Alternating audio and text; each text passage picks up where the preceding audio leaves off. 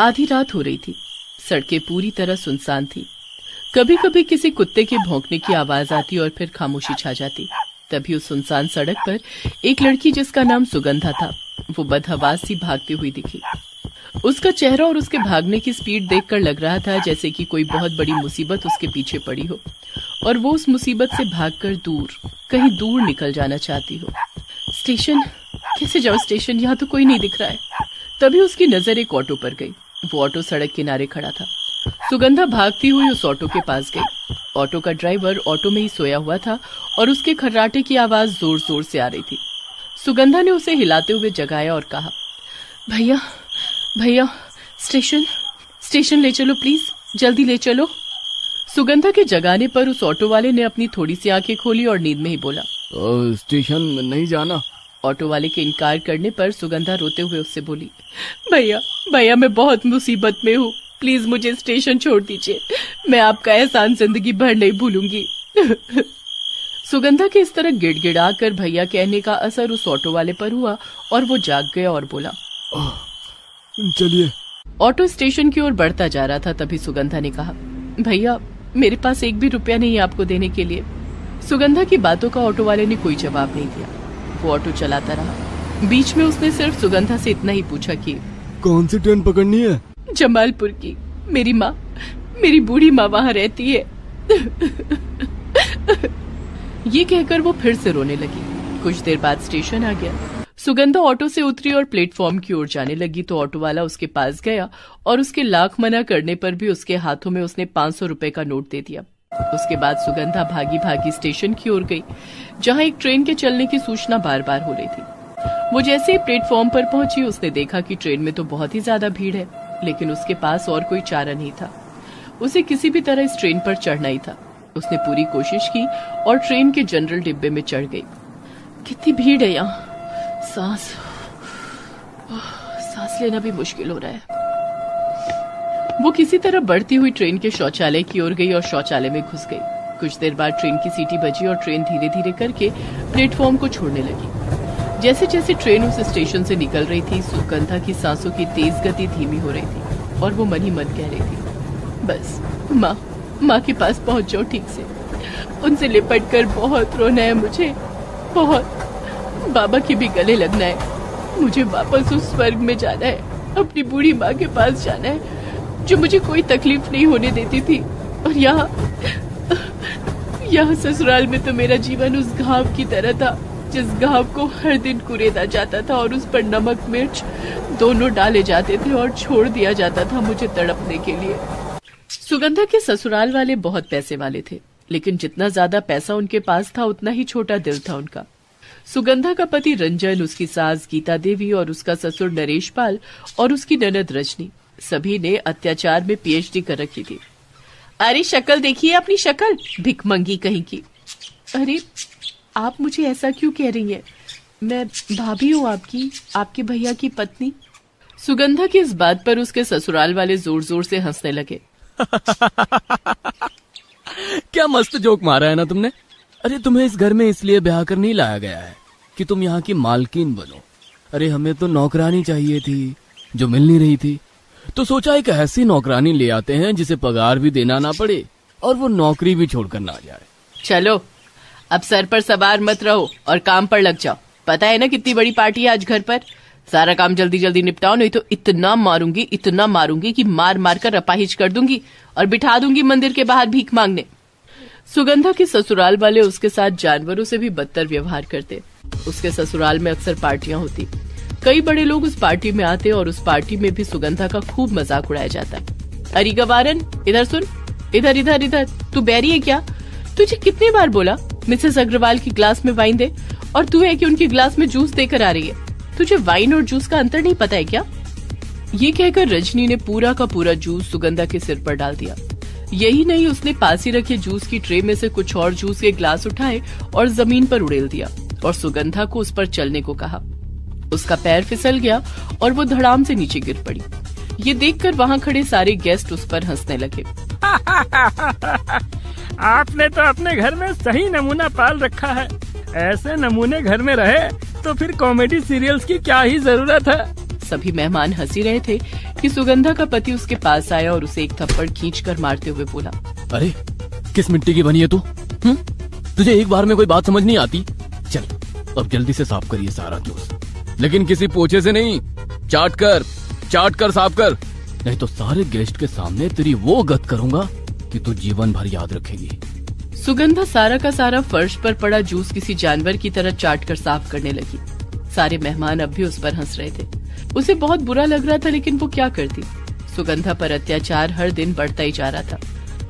ना तो उसे ठीक से खाने को कुछ मिलता और ना ही पहनने को। उसके हिस्से बस जूठा और बासी खाना ही आता।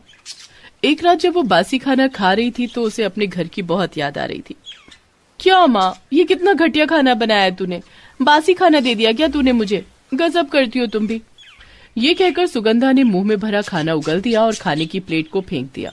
ये देखकर उसकी माँ ने कहा कि अरे बेटी, तुम्हें खाना पसंद नहीं था तो इसे फेंकने की क्या जरूरत थी, मुझे दे देती, मैं खा लेती। तुझे पता है कितने लोगों को भरपेट खाना नहीं मिलता, तो मैं क्या करूं नहीं मिलता तो, है मैं भूखी मर जाऊं? माँ, जब आपको पता है मुझे गोभी पसंद नहीं तो फिर ये बनाती क्यों है आप? अरे बेटा, सुबह तो तुमने कहा था कि गोभी की सब्जी खानी है। ओफो माँ, आपसे बहस करना ही बेकार है। मैंने कहा तो गोभी की फ्राई सब्जी खानी है, आप बिना गवार की गवार ही रहेंगी हमेशा। सुगंधा अपने माता पिता की इकलौती बेटी थी। वो गांव में ही रहती थी। उसके पिता मामूली किसान थे, लेकिन फिर भी सुगंधा को अच्छे इंग्लिश मीडियम स्कूल में पढ़ाते। यही नहीं, वो सुगंधा की हर ख्वाहिश को पूरा करने की कोशिश करते। सुगंधा अगर बीमार हो जाती तो उसकी माँ उसके सिरहाने बैठी तब तक उसकी सेवा करती जब तक कि वो पूरी तरह ठीक नहीं हो जाती।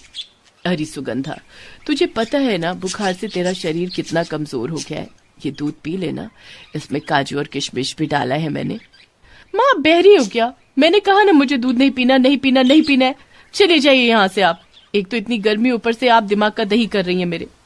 बाबा आज नया पंखा लाएंगे ना तुम्हारे लिए। पंखा नहीं, एसी चाहिए, एसी, एयर कंडीशनर। कभी नाम भी सुना है इसका? पता नहीं मैंने क्या पाप किए थे जो इन भिखमंगों के घर इस नरक में पैदा हो गई। सुगंधा को अपने किसान माँ बाप बिल्कुल पसंद नहीं थे। वो उन्हें किसी न किसी बात को लेकर ताने देती रहती। उसके ख्वाब भी बहुत बड़े थे। माँ देखो, बाबूजी से साफ साफ कह दो मुझे गांव में शादी नहीं करनी, मुझे शहर में किसी अमीर लड़के से शादी करनी है। बेटा, जितनी हमारी हैसियत रहेगी उसी में न तुम्हारी शादी करेंगे। तो कितनी है आपकी हैसियत? मुझे किसी भिखारी से ब्याह देंगे क्या? ऐसा मत कह बेटी, तू इकलौती बेटी है हमारी। हम अपनी सामर्थ्य से बढ़कर करेंगे तेरे लिए। देखो माँ, मुझे पता है आप लोगों की कितनी औकात है, इसलिए मैं साफ साफ कह देती हूँ कि अगर मेरी शादी किसी अमीर घर में नहीं हुई तो मैं पटरी पर जाकर लेट जाऊंगी। सुगंधा की बातों को सुनकर उसकी माँ की आंखों में आंसू आ गए। उसी रात, सुनिए जी, सुगंधा हमारी इकलौती बेटी है, जो हमारा है सब उसका ही तो है। आप एक काम करिए, सारे खेत बेच दीजिए और उससे जो पैसे आएंगे उन पैसों से सुगंधा की शादी किसी अमीर लड़के से शहर में कर दीजिए। अरे हमारा क्या है, हम तो दूसरों के खेत में भी मजदूरी करके जी लेंगे, लेकिन हमारी बेटी को कोई तकलीफ नहीं होनी चाहिए। हाँ जानकी, मैं भी यही सोच रहा था। सुगंधा के माता पिता ने अपनी सारी जमीन बेच दी और सुगंधा की शादी एक अमीर घर में कर दी। लेकिन अपने ससुराल जाकर उनके अत्याचार सहकर सुगंधा का मन टूट गया था। यही नहीं, उसका पति अब नई नई लड़कियों को हर दिन अपने घर में लेकर आता और उनके सामने भी सुगंधा का बहुत अपमान करता। सुगंधा को अब अपना घर, अपनी बूढ़ी माँ बहुत याद आने लगी थी। सुगंधा हर बात को बर्दाश्त कर रही थी, लेकिन एक रात बर्दाश्त की सीमा तब टूट गई जब सुगंधा ने सुना कि अरे स्वीट हार्ट, उस नौकरानी के लिए सारा प्लान तैयार हो गया है। कल ही हम उसे लेकर हिल स्टेशन पर जा रहे हैं और वहीं पहाड़ों पर ही उसका काम तमाम भी कर देंगे और यहाँ लोगों को बोल देंगे कि पहाड़ी से गिरने से उसकी मौत हो गई है। और फिर हम दोनों करेंगे शादी और मनाएंगे हनीमून। संयोग से अपने पति रंजन की सारी बातें सुगंधा ने सुन ली और उसी रात वो घर से भाग निकली।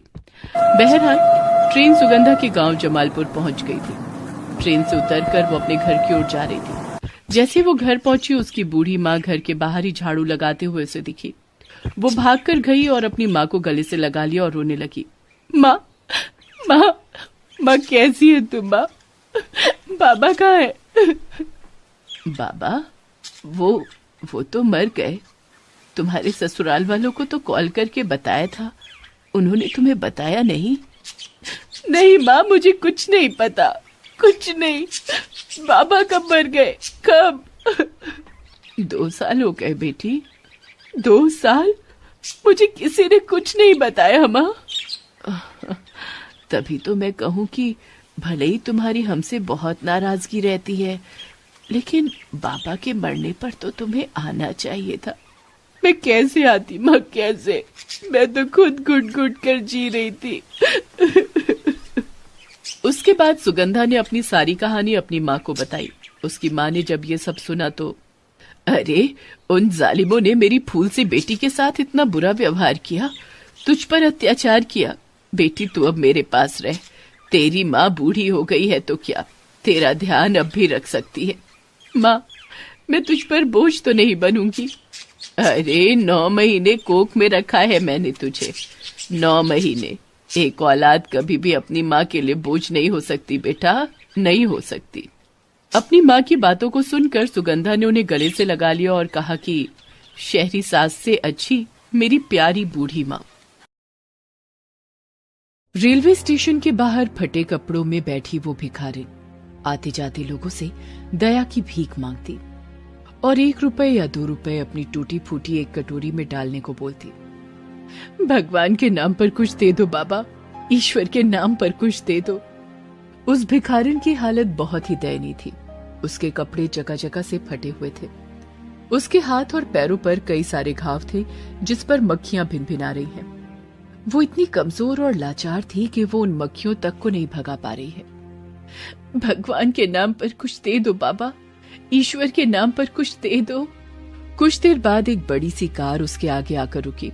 उस कार से गौतम और संध्या नाम के 2 भाई बहन उतरे और स्टेशन परिसर की ओर बढ़ने लगे। फिर दोनों रेलवे के पूछताछ केंद्र पर गए। सर, विक्रमशिला एक्सप्रेस कब तक आएगी? 1.5 घंटे लेट है सर। सरला की नजर जैसे ही उन दोनों पर पड़ी, वो खुद को उनकी नजरों से छिपाने की कोशिश करने लगी।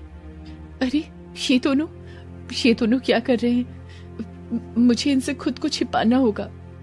जब सरला उस जोड़े से खुद को छिपाने की कोशिश कर रही थी तो उसकी ये कोशिश सामने खड़े छोले भटूरे वाले ने देख ली। वो छोले भटूरे वाला सरला की हालत देखकर कभी कभी उसे मुफ्त में छोले भटूरे खिला दिया करता था। वो उसके पास आया और उसने सरला से कहा, क्या बात है सरला, ये कौन लोग हैं जिससे तू बचने की कोशिश कर रही है? सरला ने उसकी बातों का कोई जवाब नहीं दिया और वो पुरानी यादों में खो गई। बहू, अब उठ भी जाओ, 10 बज गए हैं, चाय आ गई है तुम्हारी। गीता देवी की बातों को सुनकर सरला ने अपनी आंखें खोली और चिढ़कर बोली, 10 बज गए तो क्या करूं मैं? 10 बज गए तो? बहू, मैं कुछ करने के लिए नहीं कह रही हूँ, वो मैं चाय बना कर लाई थी, इसे पी लो। सरला चाय का एक घूंट पीते ही पूरी की पूरी चाय अपनी सास पर फेंक देती है। सुबह सुबह ही इस बुढ़िया ने मूड खराब कर दिया। ये भी कोई चाय है? अरे चीनी इतनी कंजूसी से क्यों डालती हो? तेरे बाप के पैसे लगते हैं क्या इसमें? अरे कुछ तो शर्म करो। अपने लिए सारा दिन 10 पकवान बनाती रहती हो और मेरे लिए ये फीकी चाय। चलो अब जाकर दूसरी चाय ले आओ। ये कहकर उसने कप प्लेट वहीं जमीन पर पटक दिया। सरला के चीखने और कप प्लेट गिरने की आवाज सुनकर उसकी ननद संध्या भागती हुई आई। क्या हुआ माँ, ये शोर कैसा? लो, एक और मुफ्तखोर आ गई। क्या हुआ भाभी, माँ ने क्या किया जो आप इन पर इस तरह चिल्ला रही हैं? ये अपनी माँ से पूछ, मेरे पास इतना समय नहीं है कि तुझे तेरी माँ की गलतियां बताती फिरो। गीता देवी ने बहुत ही अरमान से अपने इकलौते बेटे गौतम की शादी सरला से की थी। शुरुआत के कुछ दिन तो सरला ने अच्छी बहू का ढोंग किया और उसके बाद उसने अपने असली रंग दिखाने शुरू कर दिए। एक दिन गौतम सरला के लिए एक साड़ी लेकर आया था। उसे देखकर सरला चिढ़ गई। ये क्या 3rd क्लास चीज तुम उठा लाए मार्केट से? 3rd class? ऐसा क्यों कह रही हो सरला? तुम मेरी बीवी हो और अपनी बीवी को कोई क्या 3rd क्लास चीज देता है? जानती हो पूरे 1500 की है ये साड़ी। कह तो ऐसे रहे हो जैसे 15,000 खर्च कर दिए साड़ी पर। वैसे भी मैं किन भिखारियों से उम्मीद लगा रही हूँ? मेरी ही किस्मत में ये सारे गरीब लोग लिखे थे। सरला देवी का परिवार बहुत ही सीधा था। वे बहू को कुछ कहकर कलेश नहीं बढ़ाना चाहते थे, लेकिन सरला थी कि उसे बिना लड़े और बिना कलेश किए चैन ही नहीं पड़ता था। एक दिन की बात है, उसकी ननद संध्या को कॉलेज की फीस भरनी थी। गौतम पूरे 21,000 रुपए बैंक से निकालकर संध्या की फीस भरने के लिए लाया था, लेकिन सरला उन सारे पैसों की शॉपिंग कराई। जब गौतम ने सरला से इस बारे में पूछा तो वो खड़ गई। अब क्या मैं तुम्हारी मुफ्तखोर बहन के लिए अपने अरमानों का गला घोट लूं? हे भगवान, मेरे तो कर्म ही फूट गए हैं। जरा सा पैसे क्या खर्च कर दिए मैंने, ये लोग तो मेरे सर पर सवार हो गए। सरला, तुम्हें पता तो है ना वो पैसे संध्या की फीस के लिए थे। संध्या की फीस के पैसे क्या उसका बाप छोड़ गया था? अरे पैसे तो तुमने ही कमाए थे ना, और तुम्हारी जिम्मेदारी पहले मेरी तरफ है, फिर तुम्हारी वो बूढ़ी माँ और मुफ्तखोर बहन की बारी आती है। सरला की बात गौतम को तीर की तरह चुभ गई। वो कई दिनों से खुद पर कंट्रोल कर रहा था, लेकिन आज उसका मन किया कि वो सरला को थप्पड़ मार दे, लेकिन एक स्त्री पर हाथ उठाना उसे गवारा नहीं था। इसलिए उसने सरला से ऊंची आवाज में बोलते हुए कहा, तुम्हें किसी से बात करने की तमीज नहीं है सरला। अरे कुछ तो शर्म करो। हाँ, तुम पढ़ी लिखी हो। पहले तुम खुद को देखो, तुम भी तो पढ़े लिखे हो, लेकिन अपनी पत्नी से ऊंची आवाज में बातें कर रहे हो। लेकिन मैं वो औरत नहीं जो डर जाऊंगी। अगर तुमने फिर से मुझसे इस तरह बातें की तो मैं थाने में तुम्हारी और तुम्हारे पूरे परिवार की शिकायत कर दूंगी कि तुम लोग दहेज के लिए मुझे परेशान करते हो। गौतम ने जैसे ही सरला के मुंह से ऐसी बात सुनी, वो सन्न रह गया। उसकी माँ और बहन भी डर गए कि क्या पता कल को सरला क्या करते। उस दिन के बाद सरला गौतम पर संध्या और उसकी माँ को घर से निकालने के लिए दबाव डालने लगी, लेकिन गौतम इस बात के लिए बिल्कुल तैयार नहीं था। मेरे जीते जी ये नहीं हो सकता सरला। ये घर जितना मेरा है उतना मेरी माँ और बहन का भी है। इसका मतलब इस घर में मेरा कुछ भी हिस्सा नहीं है? हे भगवान, मेरी हैसियत तो इस घर में भिखारी की है। पता नहीं मेरे स्वर्गीय पापा ने क्या देखकर इन बदमाश लोगों के पल्ले मुझे बांध दिया, लेकिन मैं चुप नहीं रहूंगी। मैं अपना हिस्सा लेकर रहूंगी। उस दिन के बाद सरला और भी कलेश करने लगी। हर दिन वो चिल्ला चिल्ला कर ये बात बोलती कि उसकी इस घर में कोई हैसियत नहीं है। वो ऐसा इसलिए करती थी कि पड़ोसी उसकी बात सुने। गौतम को ये सब बहुत बुरा लगता था। आखिर एक दिन उसने अपनी माँ के कहने पर वो घर सिर्फ सरला के नाम कर दिया। ये हुआ सही काम। देख लो, ये घर है अब मेरा, इसलिए यहाँ चलेगी मेरी मर्जी। मेरी मर्जी होगी तो तेरी माँ बहन यहाँ रहेंगी, मेरी मर्जी होगी तो वो यहाँ नहीं रहेंगी। उस दिन के बाद से सरला ने सबका जीवन नरक कर दिया। वो किसी मालिक की तरह उन सभी पर हुक्म चलाती और हुक्म न मानने पर कुछ से कुछ कहती और कुछ से कुछ करती। एक दिन तो उसने गुस्से में अपनी सास और ननद पर हाथ भी उठा दिया। गौतम बेचारा ये सब देख रहा था और सह रहा था, लेकिन धीरे धीरे उसके काम पर घर के माहौल का असर होने लगा और एक दिन उसकी नौकरी चली गई। ये क्या कोई खुशखबरी है जो सुनाने चले आए? तुम जैसे कामचोर लोगों की नौकरी तो जानी ही चाहिए। अब जाकर दूसरी नौकरी खोजो, और नौकरी नहीं मिली तो वापस घर मत लौटना। गौतम ने नौकरी खोजने की बहुत कोशिश की, लेकिन उसे नौकरी नहीं मिली। सरला के लिए अब वे तीनों बोझ थे, इसलिए वो उनसे किसी भी तरह पीछा छुड़ाना चाहती थी। इसलिए एक दिन उसने पास के थाने में उन तीनों की शिकायत कर दी कि ये तीनों उसे दहेज के लिए तंग करते हैं। उसके बाद पुलिस आई और उन तीनों को जेल लेकर चली गई। लो जी, सांप भी मर गए और लाठी भी नहीं टूटी। उधर वे तीनों जेल में थे और इधर सरला ने वो मकान बेच दिया। उसने सोचा कि उन पैसों से वो आराम से किराए के मकान में ऐश करते हुए जिंदगी काट लेगी। वो उन पैसों को लेकर लौट रही थी, तभी कुछ लुटेरों ने उसके सारे पैसे लूट लिए। मेरे पैसे, मेरे पैसे, मेरे पैसे दो। एक ही पल में लाखों रुपए उसके हाथ से लुटेरे छीन ले गए। अब ना तो उसके पास रहने को घर था और ना ही पैसे। उसने बहुत हाथ पांव मारे कि उसे कोई काम मिल जाए, लेकिन उसे कोई काम करना आता ही कहाँ था। वो तो बस हुक्म चलाना जानती थी। धीरे धीरे उसके दिमाग पर भी इसका असर होने लगा। उसकी हालत बद से बदतर होने लगी। भूखी प्यासी वो इधर उधर भटकती। कोई उसकी हालत पर दया करके कुछ दे देता तो खाती, नहीं तो पागलों की तरह घूमती रहती। कुछ खाने के लिए दे दो साहब, 2 रोटी दे दो साहब, कुछ खाने के लिए दे दो साहब। दूसरी ओर गौतम और उसका परिवार कई महीनों के बाद जेल से निकला। जब वे घर गए तो उन्हें पता चला कि सरला ने वो मकान बेच दिया है। वे बिल्कुल टूट गए थे, लेकिन गौतम ने हार नहीं मानी। उसने मजदूरी करना शुरू किया। संध्या भी ट्यूशन पढ़ाने लगी। धीरे धीरे उनके पास कुछ पैसे जमा हुए। फिर उन्होंने एक छोटी सी चाय की दुकान खोली और फिर तो उन्होंने पीछे मुड़कर नहीं देखा। आज गौतम की गिनती शहर के अमीर लोगों में होती है। उसके 3-3 होटल हैं जिसे उनका परिवार मिलकर चलाता है। भगवान ने मुझे मेरे किए की सजा दी है। मैंने इन लोगों को बहुत परेशान किया है। उधर गौतम की माँ ट्रेन से आ गई थी। दोनों भाई बहन ने उन्हें रिसीव किया और वे अपनी कार से घर की ओर लौटने वाले थे। तभी उनकी नजर सरला पर गई। उसे देखते ही गीता देवी भागते हुए उसके पास गई। बहू, बहू, तू यहाँ इस हालत में? तुम्हें पता है हमने तुम्हें कितना तलाश किया। मैं हरिद्वार यही मन्नत मांगने गई थी कि मेरी बहू से हमें वापस मिला दे। ये देखो, उन्होंने मेरी सुन ली। सरला का मन कर रहा था कि जमीन फट जाए और वो उसमें समा जाए। उसने इन लोगों के साथ इतना बुरा किया, फिर भी वो उसे प्यार करते थे और उसके लिए मन्नत मांग रहे थे। सरला ने रोते हुए उनसे माफी मांगी और कहा, आप जैसे लोग ईश्वर का अवतार है जो मुझ जैसी पापन को माफ कर दिया। उसके ऐसा कहने पर सभी ने उसे गले लगा लिया और उसे घर वापस ले आए। दोस्तों, आप हमारे चैनल को जरूर सब्सक्राइब करें